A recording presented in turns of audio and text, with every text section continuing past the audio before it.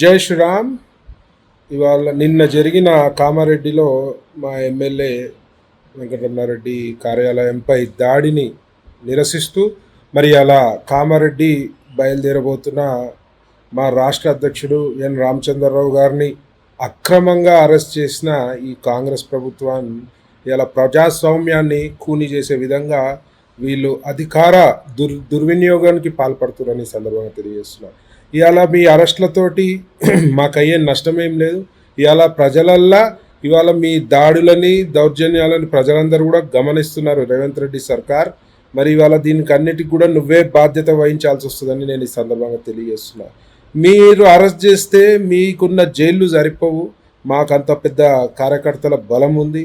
ఇవాళ మీరు చేసిన ఈ నికృష్ట పనికి ప్రజలందరూ త్వరలో బుద్ధి చెప్పాలని, మరి ఇట్లాంటి అరెస్టులకి మా అధ్యక్షులు అసలే భయపడరు, మా బీజేపీ కార్యకర్తలు ఎవ్వరు కూడా భయపడరు, కుంగిపోరని చెప్పి తెలియజేస్తూ మరి ఇంకా ఉధృతంగా మీ యొక్క ప్రభుత్వ వైఫల్యాలని నిలదీస్తూ ఇంకా ఉధృతంగా మేము ధర్నాలు చేస్తాము.